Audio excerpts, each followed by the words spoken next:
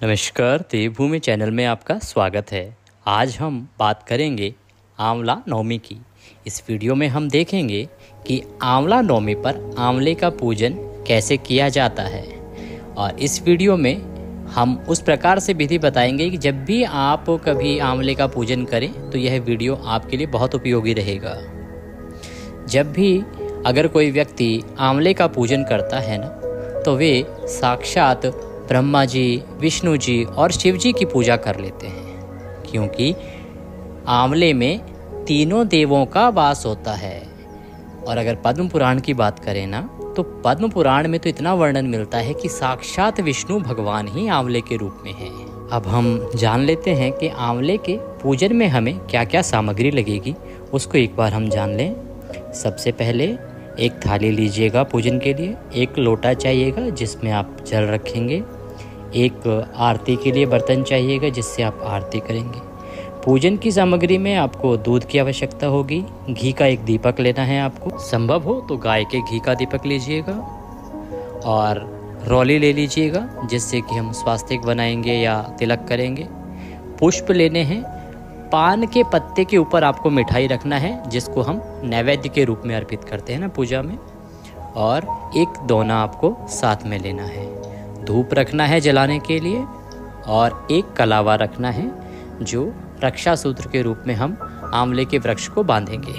तो ये हो गई सामग्री, ये सारी सामग्री हो गई। एक लोटे में आप जल ले लीजिएगा, अगर संभव हो ना तो आप उसमें गंगा जल मिला लीजिएगा। आइए आरंभ करते हैं। तो आपके पास अगर कोई वृक्ष बड़ा हो ना आंवले का, तो वहाँ जाइएगा और उस पे जाके सबसे पहले एक स्वास्तिक बना लीजिएगा। स्वास्तिक किस प्रकार से बनाया जाता है हमने पहले आपको वीडियोस में बताया है। स्वास्तिक सभी सनातनियों को बनाना भी आता है। स्वास्तिक बनाइएगा, उसमें 4 बिंदी लगा लीजिएगा ये, और उसके नीचे 5 तिलक लगाइएगा। ये 5 तिलक कभी कभी हमने देखा है कलश पे भी करते हैं हम लोग। जो पंच तिलक जो हम करते हैं ना, इसका क्या अभिप्राय है? ये जो हम तिलक करते हैं ये गणेश जी का परिवार है। गणेश जी रिद्धि सिद्धि और शुभ लाभ, इसलिए हम ये 5 तिलक लगाते हैं। दिवाली पूजन जब हमने किया था तो कलश पे हमने 5 तिलक लगाए थे ना। हम हमेशा आपको वीडियो में जब करके दिखाते हैं उसमें भी हम कलश पे 5 तिलक लगाते हैं, क्योंकि ये गणेश जी का परिवार है। स्वयं गणेश जी रिद्धि सिद्धि और शुभ लाभ के रूप में। अब सबसे पहले स्वास्तिक बना के धूप जला लीजिए और घी का दिया जला लीजिए। अब हमने तिलक सबसे पहले कर दिया है। अब पंचोपचार में सबसे पहले तिलक ही होता है, हमने आपको पहले भी बताया है। तो अब हम पंचोपचार से आंवले की पूजा करेंगे।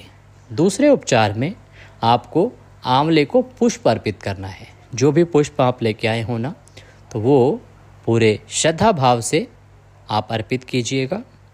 मंत्र आधीनस्य देवता, मंत्र के अधीन रहते हैं देवता, इसीलिए आपको संभव हो तो मंत्र बोलिएगा। मंत्र क्योंकि इसका बहुत आसान है इसलिए हम आपको बता रहे हैं। ओम धात्रे नमः, ओम धात्रे नमः, ओम धात्रे नमः, ओम धात्रे नमः, ओम धात्रे नमः। इस प्रकार से ये बोलते हुए आप पुष्प चढ़ाते जाना, पत्र पुष्प, इस प्रकार से ओम धात्रे नमः, ओम धात्रे नमः। उसके बाद आप धूप दिखाइएगा। धूप दिखाते समय भी ओम धात्रे नमः, ओम धात्रे नमः, ओम धात्रे नमः, ओम धात्रे नमः। उसके बाद हम दीप दिखाएंगे, तो दीप दिखाते हुए भी ओम धात्रे नमः, ओम धात्रे नमः, ओम धात्रे नमः, ओम धात्रे नमः। इस प्रकार से दीपक से आप आरती करेंगे। धूप दिखा दिया, दीप दिखा दिया। अब 4 उपचार हो गया। पंचोपचार जो होता है ना, तो पंचोपचार में होता है मिष्ठान भोग जो हम लगाते हैं, तो वो आप एक पान के पत्ते पे रखिएगा। इसको हम नैवेद्य भी कहते हैं। उस पे संभव हो तो एक सुपारी भी रखिएगा और कोई मिठाई रखिएगा, और उसको आंवले के वृक्ष को अर्पित कर दीजिएगा। मंत्र वही बोलना है, ओम धात्रे नमः, ओम धात्रे नमः, ओम धात्रे नमः, ओम अपानाय स्वाहा, ओम पानाय स्वाहा, ओम उदानाय स्वाहा, ओम व्यानाय स्वाहा, ओम समानाय स्वाहा। इस प्रकार से आपको जल अर्पित करना है, आचमन करानी है 3 बार। वहाँ पे जहाँ आपने मिष्ठान रखा होगा वहाँ पे आगे 3 बार आपको जल छोड़ना है। इस प्रकार से आपने भगवान को भोग लगा दिया और जलाचमनी अर्थात जल पिला दिया। अब आपको वृक्ष पे सूत लपेटना है। आपके पास सूत हो तो सूत, अन्यथा तो जो कलावा होता है ना, उसको आप सूत्र के रूप में लपेटना है। सूत्र लपेटना है आपको, और सूत्र लपेटते समय भी आपको मंत्र बोलना है, ओम धात्रे नमः, ओम धात्रे नमः, ओम धात्रे नमः, ओम धात्रे नमः, ओम धात्रे नमः, ओम धात्रे नमः। इस प्रकार से आप चारों तरफ उसको, जो भी आपका छोटा पेड़ है या वृक्ष बड़ा है या गमला है, तो उसमें आप उसको सूत्र लपेटिएगा, कलावा लपेटिएगा। ठीक है। इसके बाद आपको, आपने जल हमने आपको बताया था लोटे में, तो अर्घ देते हुए और एक परिक्रमा आपको उसकी करनी है। आपके पास जो आंवले का पौधा होगा, गमला होगा, तो थोड़ा थोड़ा जल छोड़ना है और जल छोड़ते हुए आपको एक परिक्रमा करनी है। और इसी प्रकार से थोड़ा थोड़ा दूध, कच्चा दूध छोड़ते हुए और फिर एक परिक्रमा करनी है। मंत्र वही रहेगा परिक्रमा करते समय भी, ओम धात्रे नमः, ओम धात्रे नमः, ओम धात्रे नमः। और उसके बाद फिर आप एक फिर से शुद्ध जल के साथ एक और परिक्रमा करेंगे। शुद्ध परिक्रमा पहले आपने शुद्ध जल से की, फिर कच्चे दूध से, और फिर पुनः शुद्ध जल से आपको परिक्रमा करनी है। मंत्र वही रहेगा, ओम धात्रे नमः, ओम धात्रे नमः, ओम धात्रे नमः। इस प्रकार से परिक्रमा करके अब हम करेंगे आरती। आपके पास कपूर हो तो कपूर ले आइएगा, कपूर जलाइएगा और आप आरती कीजिएगा। आप अगर आरती गा सकते हैं तो ओम जय जगदीश की आरती गाइएगा और आरती कीजिएगा। और अगर आपको आरती नहीं आती हो ना, तो आप सिर्फ 7 बार आरती घुमा दीजिएगा। मन में निवेदन कीजिए कि आप ब्रह्मा विष्णु महेश तीनों की आरती एक साथ कर रहे हैं।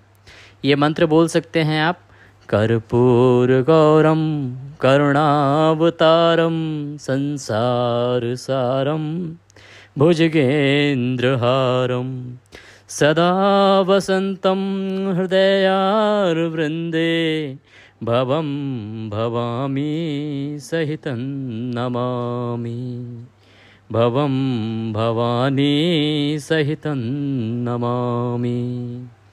फिर आप आंवले के वृक्ष को आरती दीजिएगा और उसके बाद स्वयं आरती लीजिएगा। आपके साथ कोई और पूजा कर रहा है तो उसको आरती दीजिएगा। इसके बाद जो पूजा की सामग्री है ना, उसको साइड कर दीजिएगा और जो दीपक है उसको वृक्ष के पास रखिएगा। जब भी आप दीपक रखें तो याद रखें कि आप नीचे आसन अवश्य दें।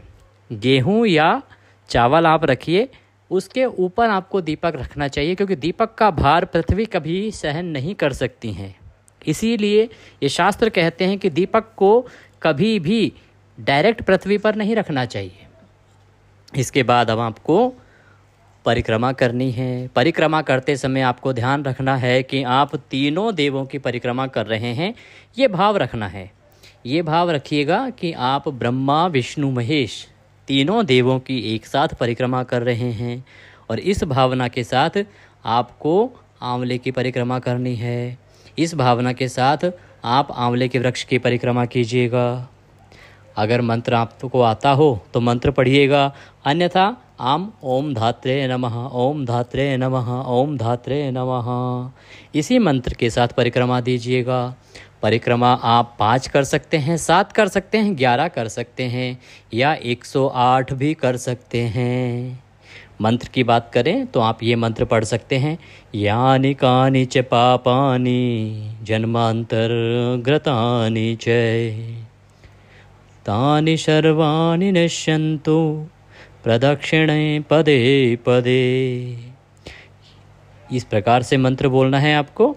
इसको बोलते हुए आप प्रदक्षिणा कर सकते हैं। ये प्रदक्षिणा का मंत्र है। प्रदक्षिणा करने के बाद आप जो सामग्री पूजन के लेके आए हैं, जो बची हुई है, उसको आप ले जाइएगा।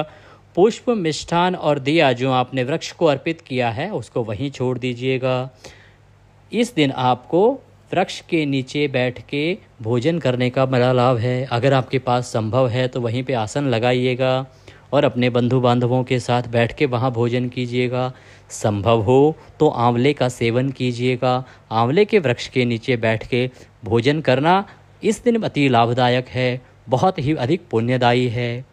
इस दिन आंवले के दीपदान का भी बहुत अधिक पुण्य है। आपको आंवले का दीपदान भी करना चाहिए। आंवले का दीपदान करने के लिए विधि हमने विस्तृत रूप से करके दिखाई है। हमने दीपदान किया था और उस विधि को रिकॉर्ड करके आपको दिखाया है उस प्रकार से कि आंवले का किस प्रकार से दिया बनाएंगे, कैसे आपको दीपदान करना है, कहाँ करना है, उस वीडियो को देखना ना भूलें। उसका लिंक हम इसी वीडियो के डिस्क्रिप्शन में दे देते हैं और साथ ही अगर आपके पास कोई सवाल हो तो आप पूछ सकते हैं। वीडियो बहुत ही उपयोगी है लोगों के लिए, तो अधिक से अधिक लोगों तक पहुंचाएं। साथ ही आप भी लाभ लें। उपयोगी जानकारियां प्राप्त करते रहना चाहते हैं, शास्त्र अनुसार जानकारियां प्राप्त करते रहना चाहते हैं तो अभी चैनल को सब्सक्राइब करें। आप देख रहे हैं देवभूमि ज्योतिष संस्थान का यूट्यूब चैनल देवभूमि धार्मिक। जय माता दी।